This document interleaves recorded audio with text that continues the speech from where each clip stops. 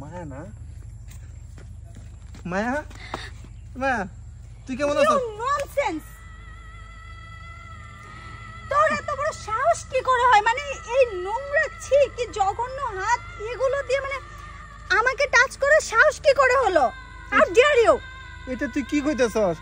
দেখ তুই আমার চিন্তা পারস নাই, আমি তোর স্কুলের সাথী, খেলাধুলার সাথী ছিলাম এক সময়, কিন্তু এখন আর নেই, ঠিক আছে? আমি হাই এডুকেটেড। মানে আর তুই গ্রামের ক্ষেত মানে এই যে জমি চাষ করিস, হাতে নোংরা, এই ময়লা হাতে আমার ছি, এখন চেঞ্জ করতে হবে আমাকে। কি কইতেছস তুই এগুলা?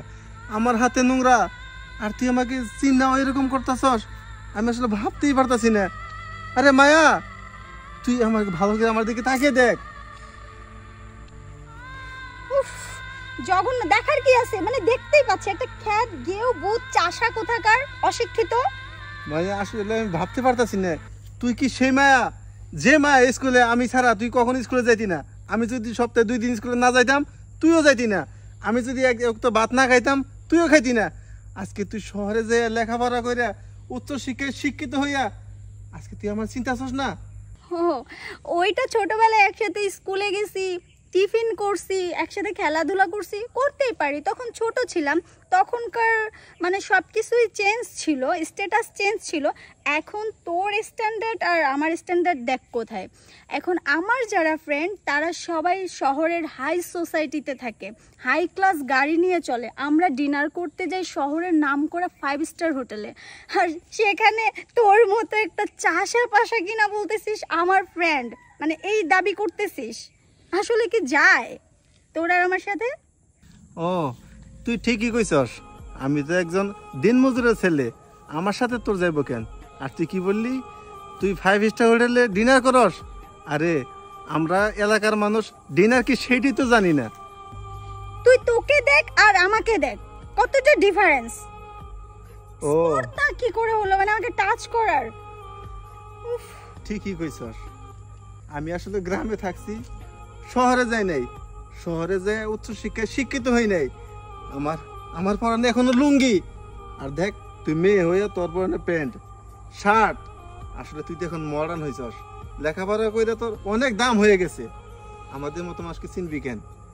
তো এটা যদি বুঝতেই পেরে থাকিস তাহলে আর আমার পাশে দাঁড়িয়ে এরকম বকবক করার কিচ্ছু নেই, ঠিক আছে? আর আমাকে এটা বুঝতেই যদি পারছিস তাহলে দৌড়লি কেন এসে? এখন আমার পুরোটা শরীর গিনগিন করতেছে। দেখ মায়া, তুই আমার মাফ করে দিস, আমি আসলে বুঝতে পারি না যে মানুষ এভাবে বদলে যায়, আর মানুষ মানুষকে এতটা অহংকারী ভেবে নেয়। ঠিকই করছস, আজকে আমার সাথে কথা বলে তোর ইজ্জতে হানা পড়তাছে, আমি এটা তো ভাবি নাই, যার কারণে তোর জড়াই ধরছিলাম। আর দেখ তুই যদি কিছু মনে করে থাকস, তোর কাপড় চোপড় দিয়ে আমার দিস, আমি ধুয়ে দিব নি। থাক, আর ওগুলো ধুয়ে বাকিটা নষ্ট করতে হবে না, এগুলোর দাম জানিস তুই? মানে আমার এই এক জোড়া স্যান্ডেলের টাকা দিয়ে তোর মানে পুরোটা শরীরের পোশাক কেনা যাবে। আমি আসলে ভাবছিলাম যে মানুষ সবাই সমান, লেখাপড়া করলে যে মানুষ ভর হয় আমি এটা ভাবছিলাম না, আর সে কারণেই আমি তোরকে দেখে থাকতে না পারা তোকে যে জড়ায় ধরছিলাম। ব্যাস, আর কিচ্ছু শুনতে চাচ্ছি না, এখন এই মুহূর্তে তুই আমার সামনে থেকে চলে যা, আমি তোকে সহ্য করতে পারছি না। যাবই তো, গ্রামের মানুষ সহজ সরল হয়, সবাইকে বিশ্বাস করে, এই কারণেই সব মানুষকে সহজে বিশ্বাস করে ফেলে, আর আমিও তোকে বিশ্বাস করেছিলাম। যাই হোক, আমি দোয়া করি তুই আরো বড় হ, তোর ভালো করে বিয়ে হোক, তুই সুখে থাক। কোত্থেকে যে এইসব চাষা পাশা এসে, উফ, সহ্য তার।